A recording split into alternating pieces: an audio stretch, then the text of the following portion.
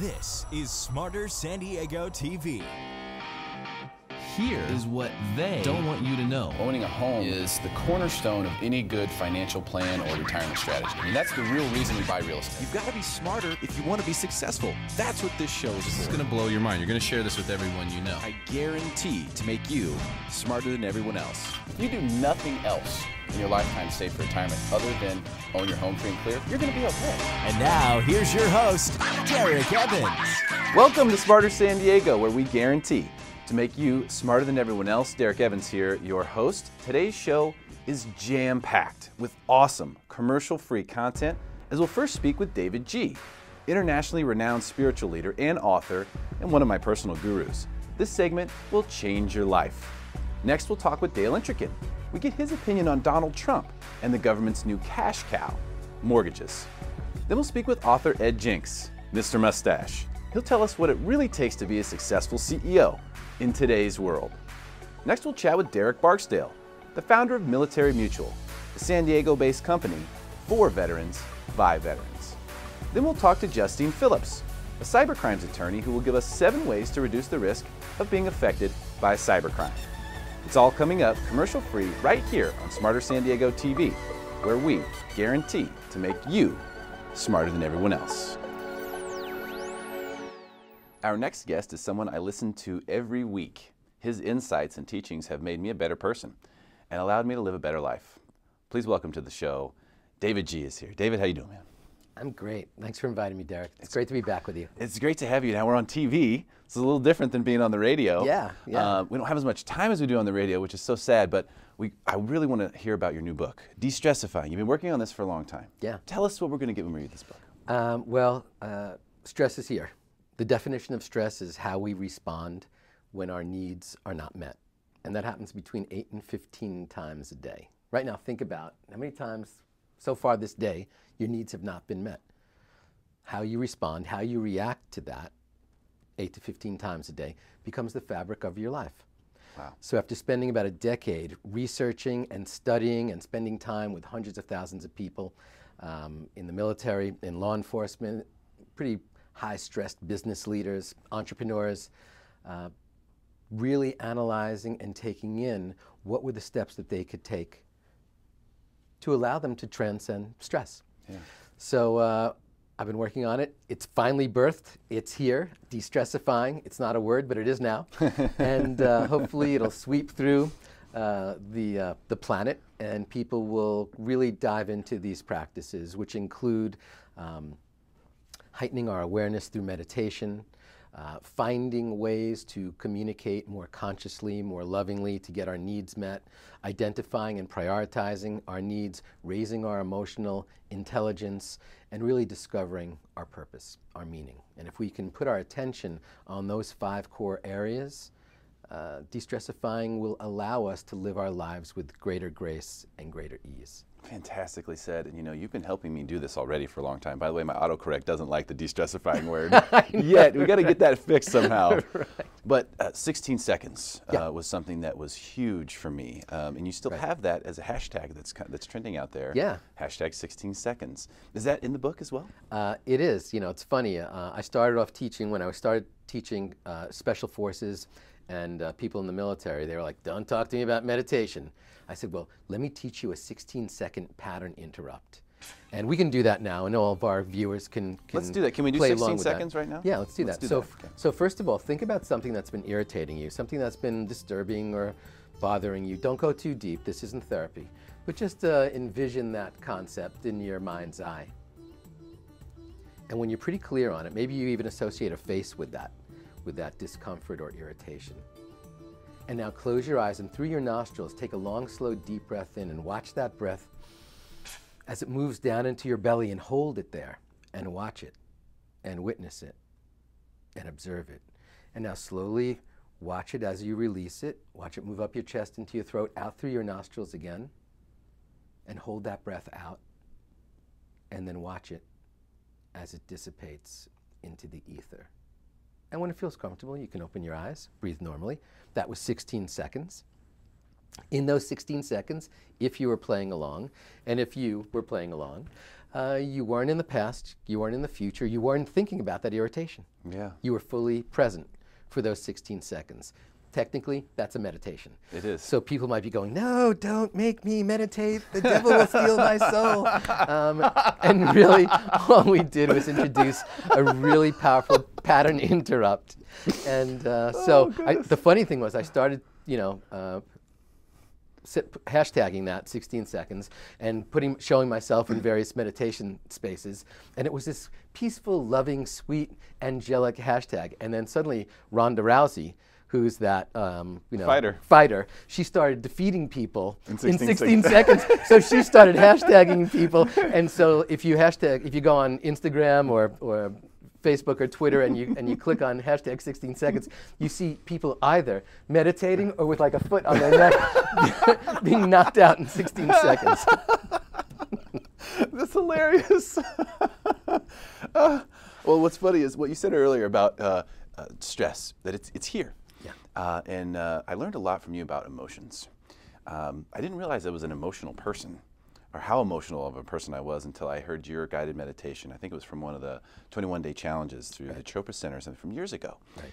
And you talked about how, when you feel something, when you have an emotion, it's a reaction to your needs either being met or not being met, right? And if your needs are being met, then you're probably happy, and if they aren't, then you probably aren't. And so if you can recognize that, when I start to feel something, okay, what need is not being met right now? Right. And how serious is it? Because we tend to take everything super seriously. Especially in the moment. Right? So I think that was a huge thing for me personally, to be able to recognize and then consciously go through. And every time that occurs now, I'm able to take a step back and go, all right, what need isn't being met? And how serious is it really? Because most of the time what you find is it's something completely that doesn't matter. Well, we're ruled by our chemicals unless we make the conscious choice to master our emotions. Otherwise, it's hormones, chemicals, they're surging in, and suddenly the thing, the guy taps your bumper. If you're in a bad mood before that, you jump out of the car and you start screaming. Right. If you're listening to your favorite song, you're like, oh, that's okay, dude. And then you keep driving. The same exact action. How do we respond in that moment? So I think it's an ongoing process. I think as long as we're human, as long as we have breath in our bodies, we're going to have to put some attention on this to make ourselves better versions. I have not yet met anyone, and I've met so many great spiritual leaders. I've yet to meet someone who's enlightened. I think once you're enlightened, that's your last breath, and then you're into another realm or who knows where. Now, your teachings are very spiritual, but you don't really identify with a religion, at least that I can tell. I mean, I get your Life Tools video every week. I do your weekend meditation, which is like the Christmas gift. Every single week on Fridays, I get this guided meditation from Davidji, davidji.com. You can sign up for it there. It's 100% free. And you get this every week, and I'm so happy when I see it, and I'm like, oh, yes, I have a sweet guided meditation from Davidji here that we get to do. And it's always unbelievable. I mean, you are extremely talented at guiding meditations, just amazing. I'm telling you. I've done a lot of them. I can tell you you're the best. Do you identify with a specific religion? Are you Buddhist? Would you say that? It's interesting. What I found, I've explored so many different types of ancient philosophies and timeless wisdom traditions. And what seemed to resonate with me was to find the thing in each one of them that really felt right, that really resonated. And so I don't actually have one guiding religion. I love the Yoga Sutras of Patanjali. I love the compassionate Christ consciousness. I love the peacefulness of the Buddha. And I love so many different components of so many different religions and teachings that rather than put myself in a box, I really felt, you know what, let me, and I do that in my teacher training too. That's why I call it the Masters of Wisdom in Meditation Teacher Training, because I want my students not to be a clone of me. I want them to find the threads of every philosophy that really work, because probably there's only one message, and it's love. But there's probably about, how many people on the planet? 8 billion? So there's 8 billion paths to get to that. And at the end of our life, we get to the top of the mountain, and we look down, and we go, oh, there was 8 billion other paths to get here. Mine, this was mine. This is the one that resonated with me. So I have deep honor and respect for every religion and philosophy. And the ones that really resonate with me, those are the ones I incorporate into living my life. Do you believe in reincarnation? I think I do. I think I do. I think in a, I think that when we take our last breath, it's not over. I don't know what's on the other side. I did some kooky journeying while I was in India, and I met the naughty palm leaf reader who told me all about my past lives and my future lives and my moment of death. Like too much detail about my past. I was like, how do you know that stuff? And he's like, it's right here on the leaf. And I go, so I don't even get that, how that even happens. But I know that when people say to me, I think the reason that I'm not attracting love in my life is because in my past life I have unresolved issues. And I like to say, how about we go back 5 years instead of 100 years? The fact that you were Marie Antoinette in your past life, I don't think that's it. I think it's the fact that you're bitter over having your heart broken, and you probably need to forgive yourself a little bit more. And so I might believe in it, but I don't think that's the driving force. I think we are empowered, conscious beings who, as long as we acknowledge what's happened in the past, we can own the present and we can step into the future and we can live our dream lives without saying, but in 1845, I wasn't a good person and that's why I'm being punished in this life. So I think I believe that, but I think what happened in the past, week probably is more relevant. Okay, that makes sense. What do you think about the yoga revolution that's going on right now, especially here in Southern California? Is yoga something that should be a part of everyone's life? I think it's great. Yoga is a Sanskrit word.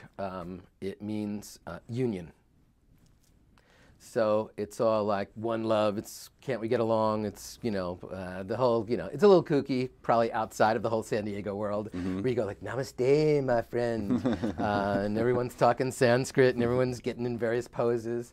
I think it's a great addiction, considering that there's so many other addictions out there that are probably not nourishing for people to be connecting a little bit to their bodies, to their hearts, to their minds, slowing down a little bit, learning to meditate, even if you're just laying in Shavasana at the end of your yoga class for 3 minutes. I think it's great.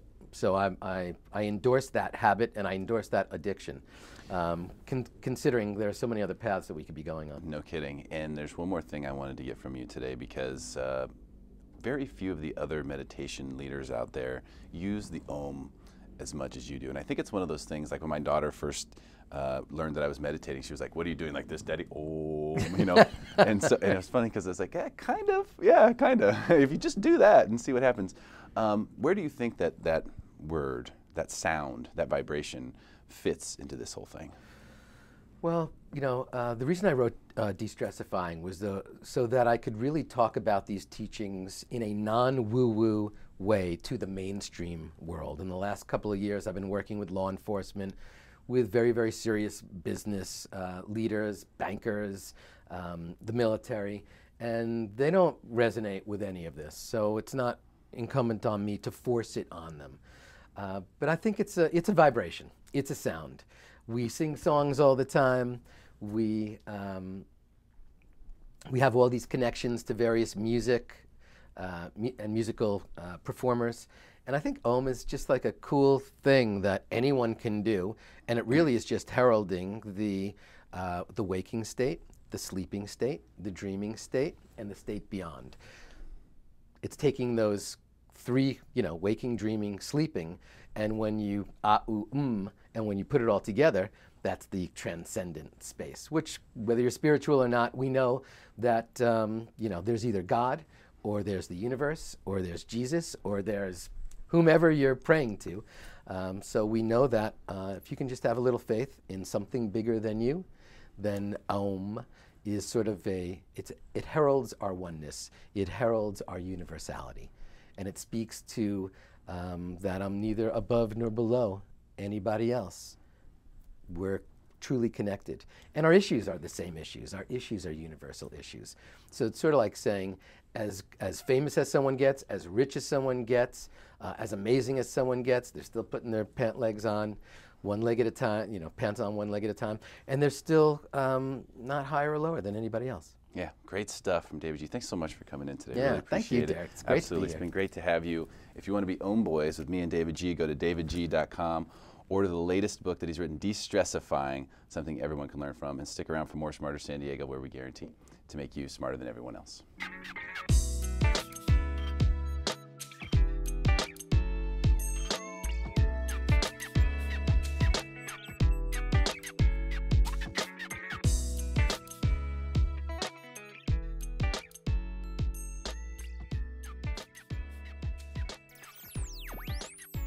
Ladies and gentlemen, please welcome to the program my good friend and hardworking American, Dale Entrekin is here. Dale, how you doing, sir? I'm doing great.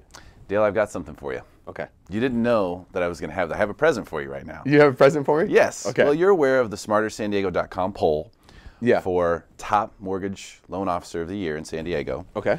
And you, my friend, made the top 10. Oh, sweet. Kaboom. There it is. Awesome. Top Look at 10 that. lender in San Diego. I saw it lurking around behind the desk, but I didn't know what it was for. That's great. Yeah, congratulations. Thank you. my Appreciate friend. that. So that poll was super, super hot on our website at smartersandiego.com. But even hotter than that has been the recent article that we wrote about Donald Trump. Yes. So we have an article that we put on smartersandiego.com. It's titled 3 Reasons Why Donald Trump is Doing So Well in the Polls. Now, the reason I wanted to ask you about this is because I know you're conservative. Yes. Okay.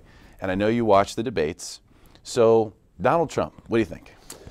Donald Trump. It's an extremely hot topic. Right? Yeah. When I look at Donald Trump, I see that he's hitting a nerve with the American people, and I think it's a good thing. I think it's spurring a lot of interest in politics, which I think for the most part has been kind of subdued, especially through the last few decades, really. Mm-hmm. And I look at it and I see that he's generating some buzz, but I'm not sure I buy it. I just don't. I don't buy him. You don't buy it? No, I don't buy him. I don't think he's a real, true conservative, for one. I think he's generating the interest, through kind of like these buzzwords and buzz rhetoric, I guess you could say. But I just don't. I don't know. I see a guy who's spent a lot of time donating to various political groups. Yeah. With the Clinton campaign. Now all of a sudden he's a conservative. Maybe he's not. Maybe he is. I don't know. I just think it's convenient. Okay, you think it's convenient. Well, Yeah. he's definitely doing well in the polls, as you'll find out if you go to smartersandiego.com and check out this article. We cited 3 reasons that we thought he was, gaining traction with voters out there and people who were polling. Number 1 is that he seems to be very honest. It seems that he's telling the truth, even when it incriminates him, admitting to donating money to the Clintons, for example, and why he did it and saying all those things. I think that's something that people have been wanting to see. Politicians always dance around. They always say, I did not have sexual relations. There's always some ridiculous thing that they're saying to deny the truth. And it doesn't seem like Trump's that guy. So we think that was one reason. Yeah. Also, it's very clear he's not a politician, right? Yeah, that's blatantly clear. That's blatantly clear. I think people are sick of politicians. Yeah. Frankly, I'm sick of politicians. Absolutely. Like you said, it's been uninteresting because you know what they're going to say. They're going Yeah. to tell you whatever they think you want to hear, and then they're going to hope to get your vote because they're getting your eye for some reason. Who knows why? And then the other one was that he doesn't owe anybody anything. So these are the 3 reasons. He doesn't owe anybody anything. He has, in other words, no contributors to his campaign, which means that he doesn't owe anybody any favors. He can say whatever he wants. He doesn't have to do anything particular. Has no markers that people can call in on him. So those are the 3 reasons that we thought he's gaining traction, because he's got, according to the polls, the average of all the polls, major polls, he's got more than double the support of the next person. Yeah, he's definitely killing it. I think we have to look at some of those polls and figure out who they're talking to. Who are they polling? Because there's definitely a level of interest, a high level interest. I mean, we saw with the debate itself, like smashed debate records. Yes. Absolutely just obliterated it. Well, that's because everybody wants to know what he's going to say. They're excited about, is he going to say something that's going to be crazy? Is he going to tell somebody to shut up, call him an idiot? So you think they're getting call him a ratings because of the loser? freak show? Yeah, it's like a traveling circus. Now I get it. I get the interest in it because I like political shows. I watch them all the time, but even I was interested to know, like, I wonder what he's going to say. They're going to have him front and center. But I think that he's treating it like a reality show. He really is, because ultimately, if you go on his website, he doesn't even have there's no campaign, positions, there's nothing. It's really about who he is. I built these businesses, I did this, I did that, but it's not really Like even his campaign was like, well, we're almost ready to put those out there. Like, really? Wouldn't that be like when you started to run for president, one of the first things you wanted to do was show people what you stood for? So I think some of his positions are probably what he feels. I just don't know if he's truly principled in all of it. And that's what I'm really looking for, someone who's principled. You know, I'd like the excitement. I think he's bringing good interest, but is he gonna split in the middle and take half the votes with him over to the independent if he doesn't get elected? That's one thing that. Well, I'll tell you right now. I believe right now Donald Trump is negotiating the biggest deal of his life. Yeah. He's negotiating a deal with the Republican Party. And what's happening is he is basically saying, listen, you guys need to get behind me. I'm not telling you I'm going to get behind you, but if you don't get behind me, I can torpedo you. Oh, he will totally torpedo. And he is that type of guy. I like it because we need someone who can really negotiate. You know, we really need someone who can look out for the best interests of the country, and that's what the president's there to do. I don't think we've gotten that in the last 8 years, and ultimately I think it's going to come down to this. Pretty simple. Yeah. It's going to be Hillary. She's running away with the polls on the Democratic side unless something drastic changes there. Yeah. So what we're looking at is we're looking at a debate where right now, if it were to end right now, you'd have Donald Trump and Hillary Clinton. And I think it'd be very simple. I think Donald Trump would say, listen, if you want the same thing you've had the last 8 years, vote for her. If you want something like the complete polar opposite, vote for me. And that's going to be the end of it. Yeah, So I think people would really, I mean, if it was just that, black and white, I think he would run away with it with her. And that's what I think it is ultimately, but Yeah. we will find out. Speaking of the government and money, Yes. I noticed that Fannie Mae and Freddie Mac are sending a whole bunch of Q2 profits over to the Treasury. Billions. $8+ billion in profits in 3 months. So the government now very, very invested in the mortgage industry as a mortgage lender, as a top 10 mortgage lender, by the way, in San Diego. I have the award to prove You've got the proof. I know, no one it's can right ever there. second guess you. How do you feel about that, knowing that Fannie and Freddie back 90% of the mortgages in the country? They were bailed out by the government. They've now repaid that debt back to the Department of Treasury. They're now paying profits directly back to the Treasury. Do you feel it's an advantage to have the government so invested in the mortgage business? When things go bad, it can be. You know, I mean, without that initial investment bailing out Fannie and Freddie in 2008, the mortgage industry would have disappeared for, I mean, who knows how long. As much as we hate seeing big government intrusion into the private sector, Fannie and Freddie were never really private entities. You know, they're that quasi government backed Pseudo. Yeah, it's private companies. Yeah, it's not really private. Even though you can, you know, we have private shareholders, it's, you know, it doesn't really follow the same standards. So when they jumped into the market and took, you know, basically they took conservatorship over Fannie and Freddie in 2008, they were just hemorrhaging money through the next 3 years. Yeah. They didn't turn anything over. And so that's why the government said, you know, we're going to change the relationship here. Instead of the 10 to 12% dividends, we're going to take 100% of the profits. And whether or not that's really legal, you know, to the shareholders right now, is I guess going to be litigated in court. But when you really look at the situation at hand, that enabled the market to stabilize for that short period of time. I don't know if there wasn't a lot of private money. No, I definitely agree. It was necessary for them to survive and for the mortgage industry to continue, for people to be able to buy homes and get financing easily. What I wonder, though, is now, do they see it as just another, you know, ATM machine that's just going to continually crank out money? In other words, is the government then going to become dependent upon this money coming in and then be even more crippled in the situation that it stops coming one day? Well, that's a good point, because you really look at it and they've paid back and then some, and that money's still owed. Like, they consider it still that they haven't paid back that principal balance, even though they've paid more than the initial investment. Right. So it's definitely a cash cow right now, and I think that's why the shareholders, the 20% who hold private shares, are pretty upset. Right. Because they feel like they have interest in that as well, and they should collect that money. At least a portion of it. Something. You know, something. Kick us back anything. That's why, I mean, Fannie and Freddie shares are, I mean, they're so cheap compared to what they should be with a company making billions and billions of dollars per quarter. Per quarter. Yeah. In profits. Oh, yeah. It's crazy. So you feel that it's a good thing if things go bad. But overall, I mean, you're basically in the same boat as the government, you know, being in the mortgage industry. The government's in the mortgage industry, plain and simple. Well, it's scary if things go bad because they are so invested in it. You know, they're 100%, you know, basically reaping these profits. At the same time, almost every mortgage loan, like you said, 90% is backed by Fannie, Freddie, or HUD. You got all these backed by these three, and VA and USDA, and almost everything's government backed. What happens if the market takes a fall like it did in 2008? Yeah. Then we're taking huge losses. And that's why these investor groups are feeling that it's positive, that for them the risk is less. The Fannie's insuring these 100%. Right. And so but the average right now, they said the average credit score for a Fannie Mae, Freddie Mac borrower is 750.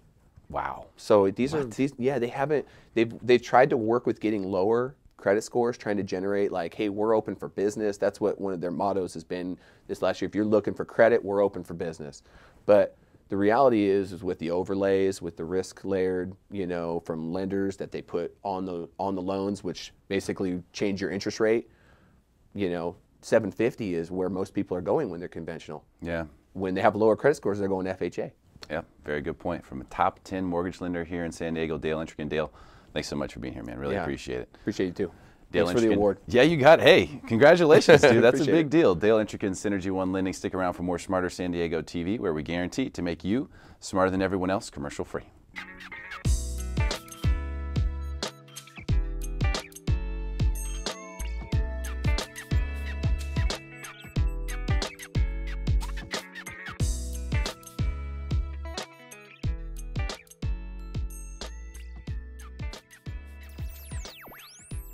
Our next guest is a corporate turnaround specialist turned author.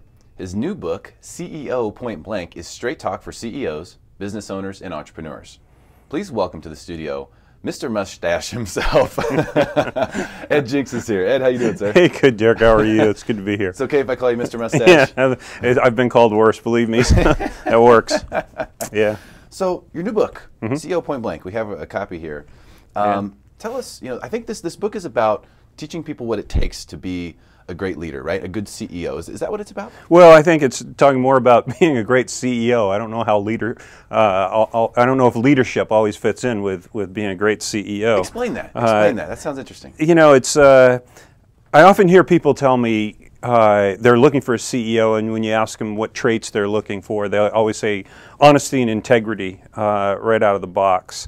And my response to that is, if you're trying to really protect the corporation and the shareholders, it's not always easy to be honest in everything that you do. And I'm not talking about dishonesty. I'm talking about the difference between being 100% honest and transparent and being able to protect the corporation, which often is different. Interesting.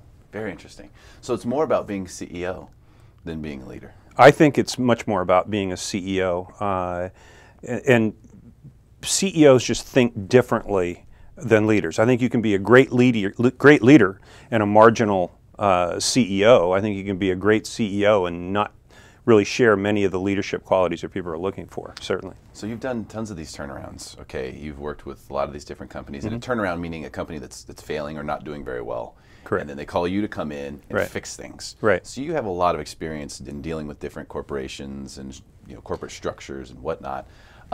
Did you take your experience and write this book so that people could know, hey, if you really want to advance your career, if you really want to get to, as you call it, the C-suite, these are the things you need to do? Is that what we're going to find? Well, I think that you can't take a class in school on how to be a CEO. And I was always searching for answers that weren't available in any book or any work that I've seen.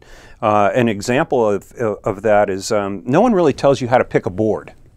And a board is critical to your success, whether you're doing a turnaround or whether you're running a startup. Having the right people on the board at the right time on the board is really a trick. Okay.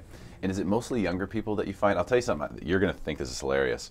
So we have a lot of stuff going on social media, Facebook, Twitter, whatnot. And whenever people comment and they say something somewhat intelligent or maybe they say something totally terrible, I go and I look at their profiles. Like, what kind of person is this? Is this a real person? Or someone just make this up so they could talk trash on social media? Sure. And I saw a kid and his job title said, future CEO or CFO, whichever comes easiest. Yeah. I thought about you when I saw that. Well, the fact of the matter is I wish that you could go online and apply for the millions of jobs that are out there for CEOs and actually get one.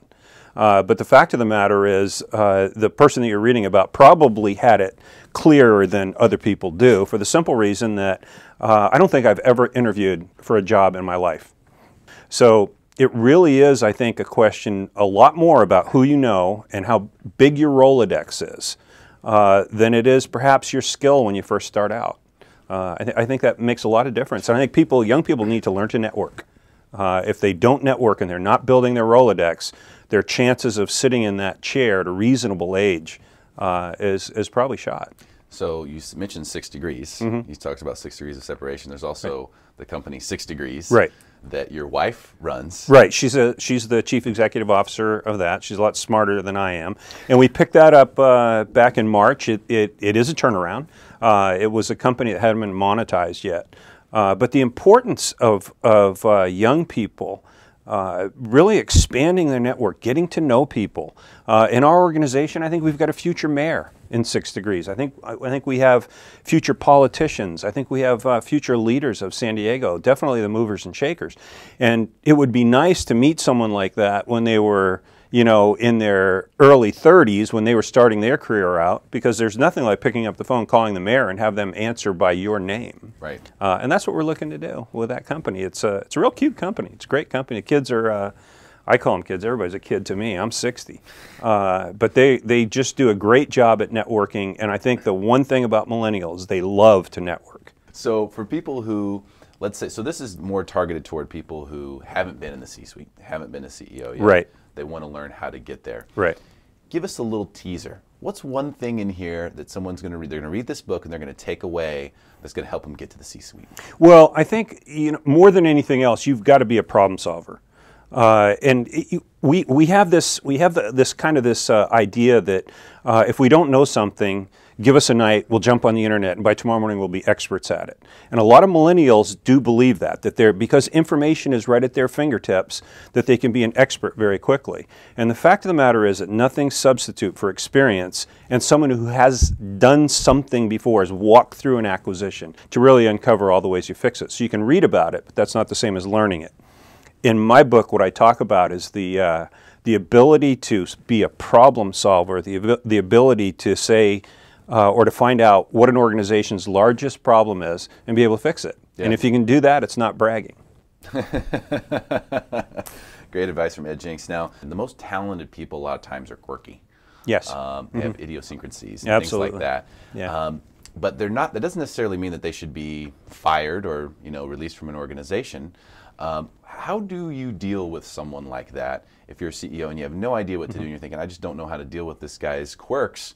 You know, he's got talent, but I feel like I should let him go.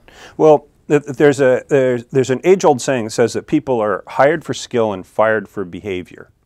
And oftentimes, brilliant people have quirks. If you're going to allow yourself to be surrounded with brilliance, then you have to put up with the nature of brilliance. And often that doesn't always fit in with the social or the behavioral norm that works in a C-suite. Yeah. So again, problem solving, trying to figure out how to make that work can be really beneficial to the company, because obviously hiring people, bringing someone new in, that's expensive. It's time consuming, it costs money. So if you can avoid doing that and find a way to make that person work, it could be really beneficial to the organization. Yeah, absolutely. And I think taking the time to understand the motivations that people have, but also the things that take them off their game, which is where the quirky side kind of comes in.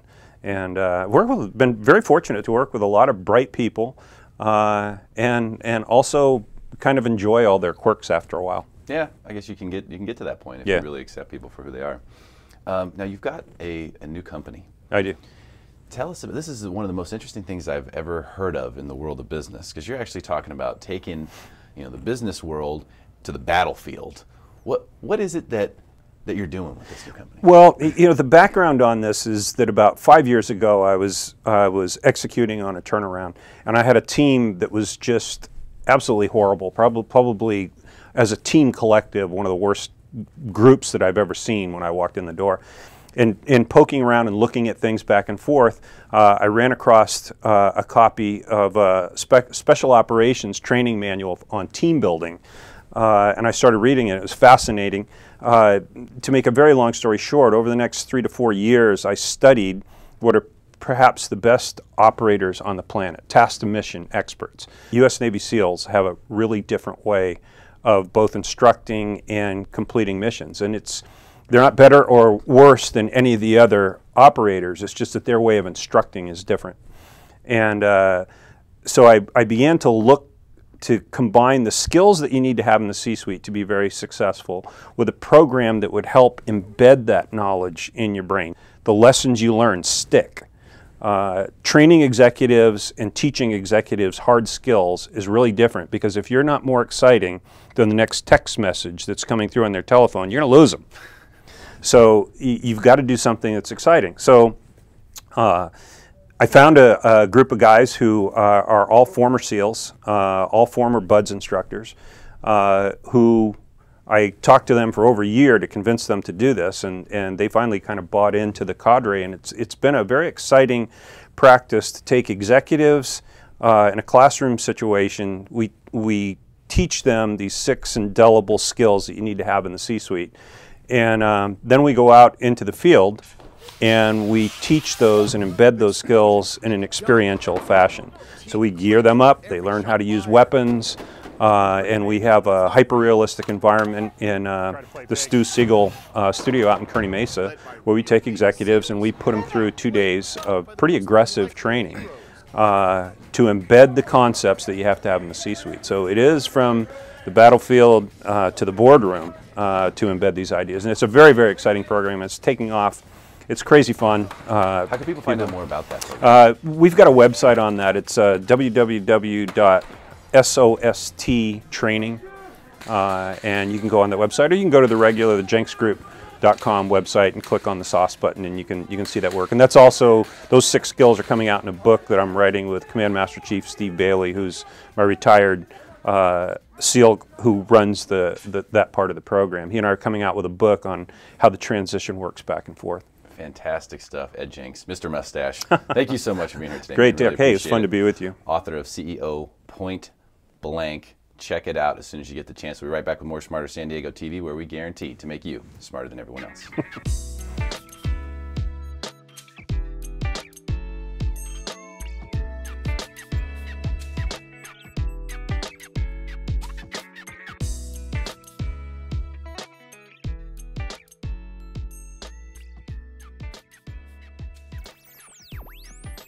And now, please welcome to the program the founder of Military Mutual and a veteran of the United States Navy, Derek Barksdale is here. Derek, how you doing, man? I'm doing outstanding. Thank you. Thanks for being here, brother.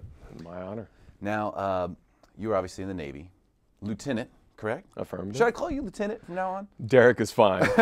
Although that may add some confusion, being both of us are Derek. Since we're both Derek, everyone's always like, Derek, we're both like, huh? LT, yeah. I'll call you LT. All right, sounds good, that'll work. sounds good.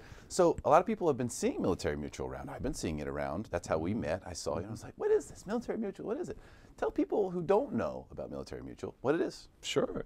Well, Military Mutual is an exclusive organization intended to empower military members and their families to make informed real estate decisions, right alongside associate professionals that are just like them, military affiliates who have been through a PCS move, which is a permanent change of duty station, and allow them to do so with someone that's right there beside every step, ensuring they know what is to be prepared for. And since you guys, the people who work for Military Mutual, are either in the military or are in the family of those who are in the military, you kind of know what they're going through, right? Sure. I look back all the time to a certain situation where I had someone who was out here. It was a spouse. Her husband was in Afghanistan, and she basically came out to view the homes that were prepared for her. And as I approached the home, the first home that we went to, she was in the car crying. She had her 3-year-old son that was in the back, and she was crying. And so I, kind of stepped off to the side, let her do what she was doing. And when she got out, she just informed me that her husband was extended for about 3 months in Afghanistan, and she had to go through this whole move herself. We made that, as smooth of a move as possible, just because of the fact that I know how that's been. My wife's been through that same situation, and she, to this day, still thanks us for what we were able to do, and I thank her for allowing us to do it. Yeah, that's fantastic. So you've really set out to help people who are in the military buy and sell their homes through the service that you provide, which is understanding of their circumstances. Exactly, exactly. And, you know, we're all in, being the fact that it is military exclusive. We have committed all of our efforts towards helping militaries and giving back to them. Now, what's really interesting about the situation, because the way you started, right, when you were in the Navy, Yeah. and you were kind of like, you started looking at real estate, and you know, you bought a house, right? Tell us your story. Oh, wow. Well, it was one of those things where I say it was probably the worst thing and the best thing that ever could have happened. But as a young frocked E5, I wasn't even paid for it. I went out with my wife thinking that I could buy my first home. And when we went to purchase our first home, it was a guy who was in a new home parking lot, new home development. And he said, "Are you looking for buying a new home?" I was like, "Yeah, sure." So he walked us in, signed us up, and then I start working with the development salesperson that was there. Didn't tell me anything about my VA home loan, didn't tell me what was there for me to utilize for leverage purposes, and I put $17,000 of everything that I had saved up at that point in time towards purchasing this home. And then I realized, you know, at a later time when I went to purchase my next home, that the VA home loan was available to me and I didn't have to put any money down. So when that happened, then something kind of sparked me and said, if I don't know, who else doesn't know? And so that's when that quest to really help others really hit me. And we've done an amazing job. And we have a lot more work to do because unfortunately there's a lot more people that still don't know about that home loan benefit that they're But you're doing events on a regular basis to help educate people about these things, right? Absolutely. We have VA home loan seminars that occur monthly, sometimes bi-monthly. And what that goal is just to educate those individuals and really to let them know what their benefit is. And at the same token, they're alongside people who are just like them, once again, and they're informed on the VA home loan, how they can utilize it towards their benefit. And the most important thing is to have an exit strategy out of it. Because our people that join the military and come here, usually they're around for 2 to 3 years and then they get orders somewhere else. So if they were to buy a home thinking that, okay, in 2 years I could sell this for, you know, a profit at all times, well, that's not thinking the right way. So if that exit strategy is, hey, I'm going to buy this home and sell it for, you know, $10,000 more or $20,000 more in 2 years, it may be unrealistic. So we teach them about property management. We teach them about how you utilize that property as an investment. And one of the biggest benefits is that we actually do free property management for those people who purchase a home with us within 3 years of the time frame that they buy a home with us. Wow. So if someone buys a home with Military Mutual and it turns out they get orders, they got to go. Yeah. Within a few months, let's say, or maybe even a year later, you'll actually manage the property. In other words, you'll rent it out for them. You'll provide that service for free? For free, absolutely. And so the thing is to make sure that people don't get caught in a position where they feel as if I buy a home, you know, I may have orders that come up and then they are afraid to make that next right step towards home ownership. So we use that as a benefit for them to allow them to make that decision without worries. And so with free property management, as we provide it, it actually allows them to now look at things from a different perspective as an investment.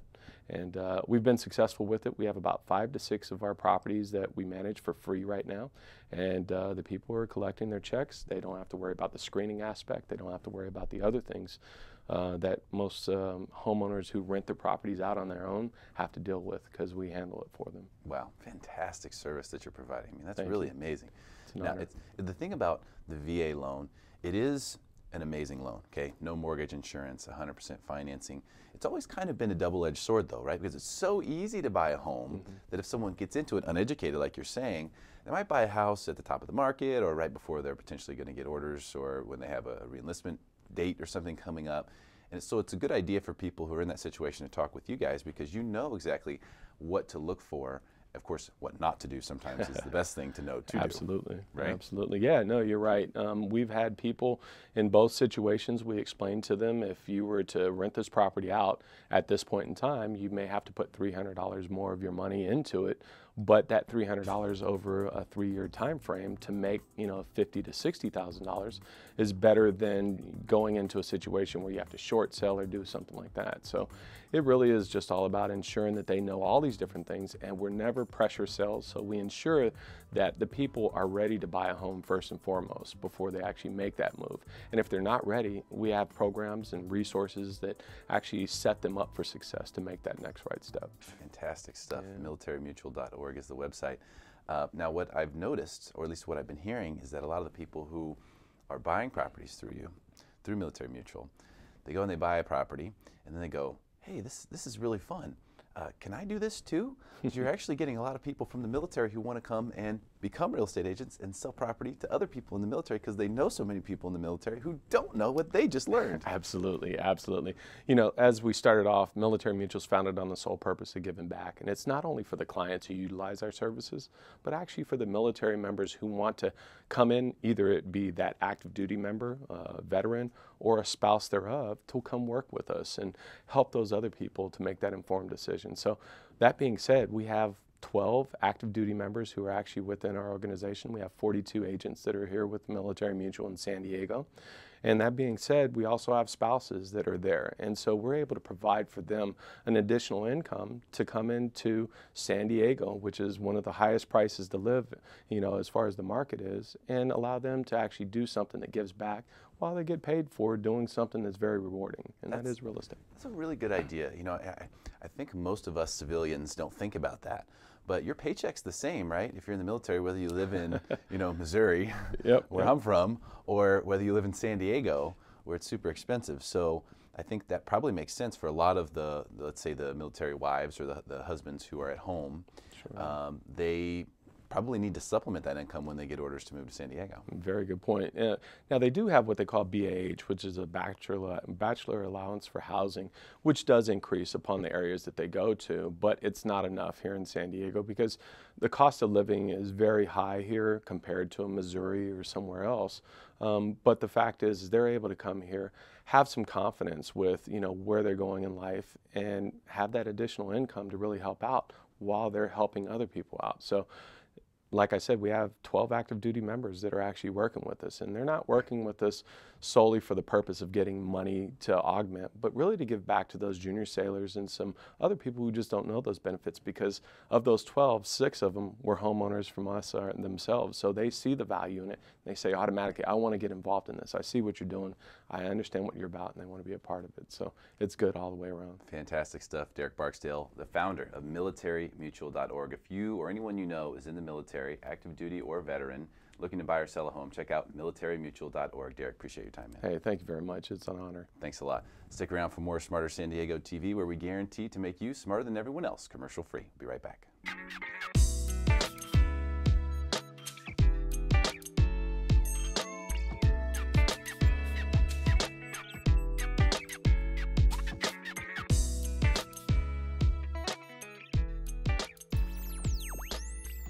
Our next guest is a cyber attorney, and unfortunately, she's been very busy lately.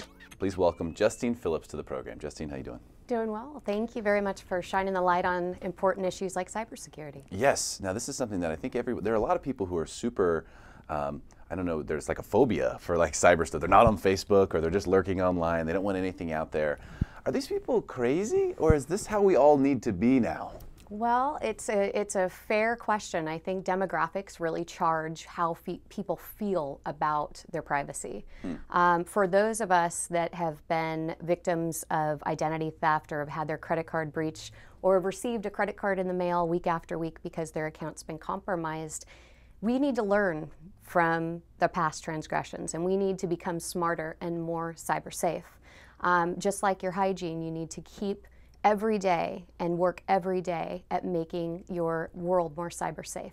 And hopefully we can share some of those thoughts today with you. I was going to say that's exactly what we're looking to do today, as we are going to talk about the 7 ways to reduce the risk that a cyber crook will be able to steal your data or your identity. So let's kick it off. Where would you like to start?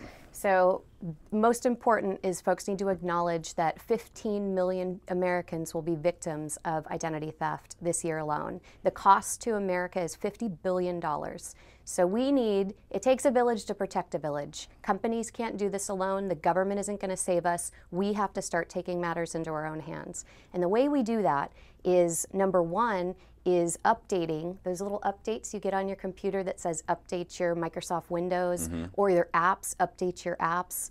All of those usually are to fix bugs or malware that has been, malicious code that has been embedded in the software. So it's really important that you actually update your software and your apps. So I need to update all those apps? Well, it really helps. Apps are an interesting one, right? Because a lot of folks download apps for the convenience and the technology, but the apps actually, some of them unnecessarily collect data. There's a really neat app that you can download called Apriva, and what it does is it tracks what the apps on your phone are doing and who is collecting your geolocation, where you're actually located, your phone number, your contacts, and the companies aren't supposed to be collecting this information without disclosing it to the person using it.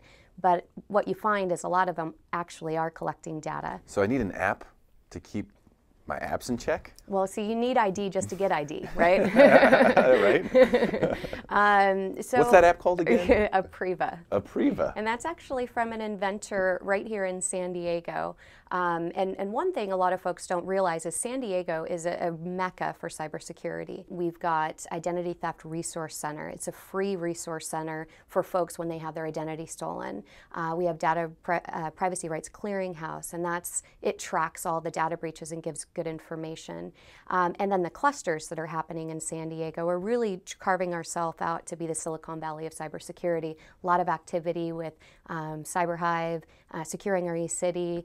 So a lot of activity in San Diego that we should be proud of. We should be proud of it, but just being in close proximity to it doesn't necessarily mean it's going to help us, right? True. What else?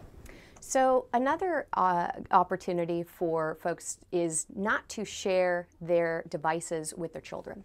Right? Because gaming software are some of the worst offenders of malware.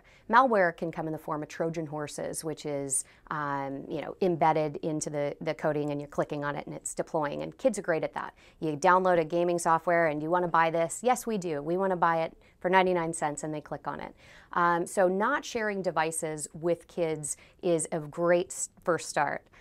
So I need to buy my child their own iPad? Is that what you're saying? Or let them have your older iPad, right? Because you're going to upgrade in a few years. Let them have something. Create an air gap. And what I mean by that is we all have computers that we're doing our TurboTax on and have our private, what's called personally identifiable information, our social security numbers, our home address, our kids' names, and our kids' social security numbers. That should be not tampered with. That shouldn't have any gaming software. It shouldn't have anything else on it except for that which you need to do your business and conduct your home finances. Okay. So create an air gap. Don't let the kids play on that. Okay, so have a buffer. In other words, have a computer that's designed just for that stuff. Keep it all right there, and just put your games and whatnot on the iPad. Or on a separate laptop or desktop computer. Okay, yes. Okay, that makes sense. What about passwords? Like, I mean, I have a password that's pretty darn difficult. It's like my password. What is it? Not going to tell me. No. Not gonna, good. See, but you got a good first start. Do I get a star for that? A little bit. So, but it seems like now it's become really difficult because you got to have a password for everything. Passwords are all, they all want different requirements. Got to have capitals, got to have punctuation, got to have numbers, but then some of them don't have that. What is your advice about passwords? All right, so the number one password today is still password. Seriously? It's still password. And has been for decades. So you need to have some sort of unique identifier. So I recommend lowercase, uppercase, and maybe not a phrase, but maybe the first initial of a phrase, something that might inspire you that you want to enter into every day. So you can have symbols and make it fairly unique. Also, don't use the same password for every single account. You want to have different passwords for different accounts. Now you can have certain accounts that you may not think are aggregating data or are that important, and so their lower threshold of security is needed. Maybe you have one type of password for that, but maybe your banking information, your online banking, you have the strongest type of security embedded in your password. So that is one thing you can do with the passwords. Now, the different types of passwords that are required usually depends on the type of institution you're dealing with. So financial institutions usually require 3 different types of unique identifiers within the password. My goodness. So you're telling me I need to have a different password for every single login? Well, and here's the... So where do I keep those passwords? Because there's no way I can memorize all that, is there? Well, and that's why the phrase is great. The password lockers have been compromised. So you can have a password locker app on your phone where you're entering in passwords, but those are great targets, right, for hackers, because then they get that, it's like getting the keys to the palace. No kidding. Then you get into that and you can get into all the accounts. What we found is that those organizations that are seemingly benign, you might attend a conference, you might go somewhere, and you might enter in your username and password. If you're using that same password for your banking institution, and now you've used it with an organization that's easily breached, when that information is breached, the bad guys will then take your information and try to access more profitable accounts like your banking information. More profitable accounts is what they're looking for. I've heard some things about free Wi-Fi.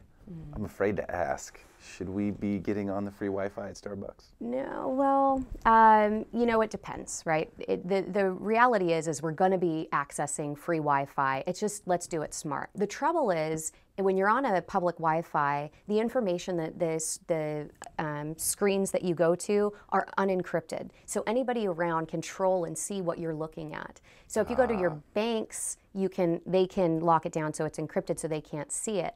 Now, what if the Wi-Fi is owned by a bad guy? And we're finding this a lot, particularly as we're a border city. We're finding that the FBI recently did a study and published it that 2/3 of the Wi-Fi, public Wi-Fi free access on our borders are owned by the drug cartels. And it raises the point of crime is shifting away from traditional crime into cybercrime because it's more profitable and there's less risk involved. Wow. That's incredible. Fantastic stuff. I know you've got more on here, so I guess people are just going to have to check you out, call you, email you to get the rest of the list. Well, the last one... We have run out of time.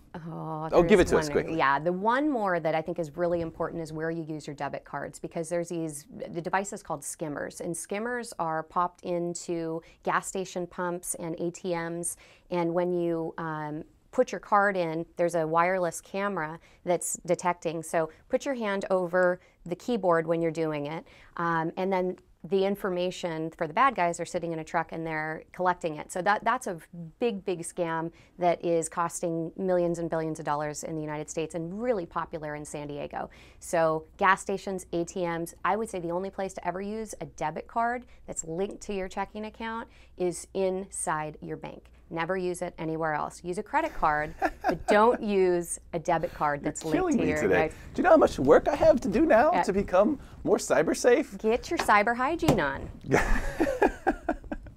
Great stuff. Justine Phillips, thank you so much for being here. Really appreciate your time. Thanks for watching Smarter San Diego TV. Check us out next week, same time, same channel, or find us online at smartersandiego.com. Hey, great show, guys. That's a wrap. Jade, what's your schedule look like? Do you mind breaking down the set? I would love to help you out. There's waves right now. I gotta go. Will, you still pursuing Luke dreams? Yeah! That's what's up. Nikki, are you making something beautiful around here again? Yeah, Will, look at this. We did this. We did all of this.